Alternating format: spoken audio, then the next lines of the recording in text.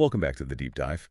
Today we're zeroing in on a really profound shift in activism. We're looking at Abdul Ghaffar Bugti, a young Baloch journalist, and his move away from more traditional forms of resistance. Right, towards something else entirely. Exactly. Our whole mission here is to understand this choice to wield, the pen as a weapon. And what's so fascinating is that he's really mapping out a third way. It's not outright confrontation, but it's not submission either. So what is it then?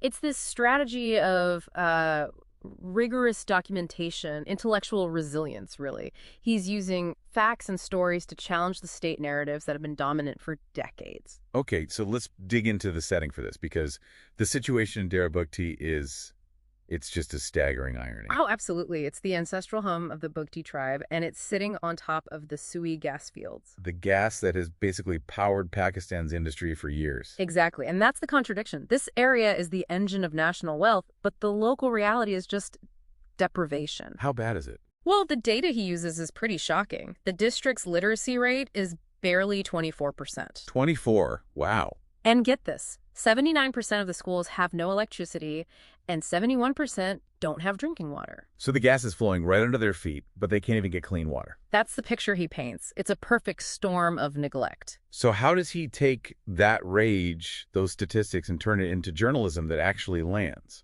He focuses on two main things. First, resource governance. He wrote a piece called Fueling a Nation, Failing Its People. That title says it all. It really does. And second, he tackles subjects that are considered taboo, things like gender violence. Like that report, 10 days, 7 murders. Devastating stuff. But the real intellectual lightning strike was his essay, I Am Baloch, I Want to Live. Yeah, that one felt like it shifted everything. It's haunting. It's his core thesis. He connects all these deaths of young men from medical failures, violence, disappearances, and he points out they all happen around the age of 20.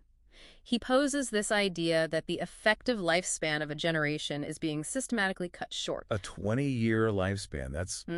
That's a powerful and terrifying idea. It is, and it's what drives him to stop just documenting the problem and start, building solutions. So he creates new institutions. What does that new resistance actually look like on the ground? It's this really innovative dual-track approach.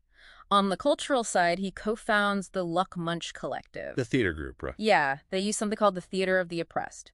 And they don't do it in big cities. They go right into tribal villages. To do what? To stage plays about things like honor killings, and they let the audience come on stage and act out different, better outcomes. It's about rehearsing change. And then there's the political track. Right. The Bugti Youth Organization, or BYO, it launched in late 2025.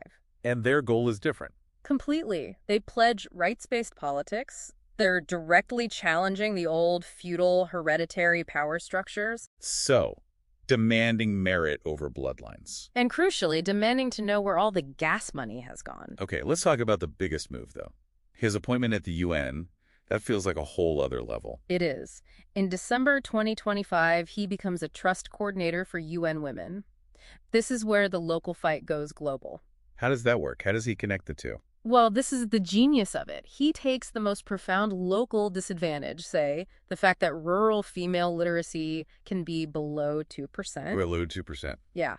And he uses that shocking number as leverage. He connects the relentless courage of these women directly to global funding and advocacy networks. So he's not hiding the problem, he's weaponizing the data about it. Precisely. He's using their exclusion to unlock grants that completely bypass the local systems that failed them. The money goes directly to education and legal reform programs. He's turning the deepest wound into the biggest asset on the world stage. That's it exactly. He shows that understanding a local problem is the key to unlocking global policy change. So to wrap this up for you, the listener, what does this all mean? Bugti's path is this third way we talked about. It's a choice for intellectual resilience. And it leaves you with a really provocative question, doesn't it? If the pen and the stage-rigorous documentation and cultural awakening can achieve what armed struggle couldn't, what happens when these powerful, entrenched systems finally realize that a brilliant strategy is a far greater threat than